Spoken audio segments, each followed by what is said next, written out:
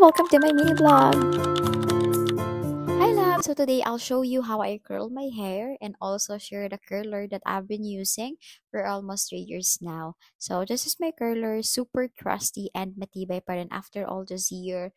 I really love this kasi ang dali niyang gamitin.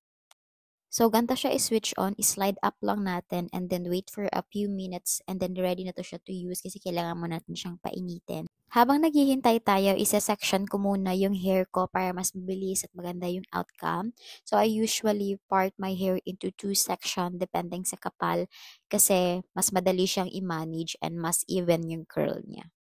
And yan, kapag ready na yung curler, ganito lang ako nagki-curl ng buhok ko. Iniipit ko lang yung dulo ng hair ko dito sa may baba niya.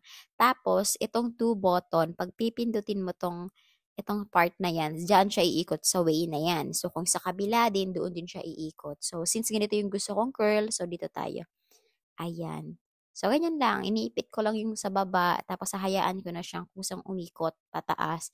And then, mag-wait lang ako ng 2 to 3 minutes. Tapos, okay na yan siya. Ayan. So, ganyan yung curl niya. Ayan, tapos uulitin ko lang yan sa ibang hair ko. Ganyan lang talaga yung way ko ng pag-curl. Kasi hindi naman talaga ako marunong mag-curl.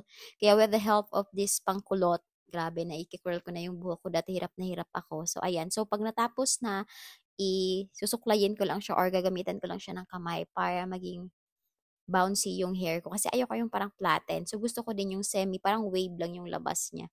So, gawin din natin sa kabila. So, ganito yung outcome niya. Ayan.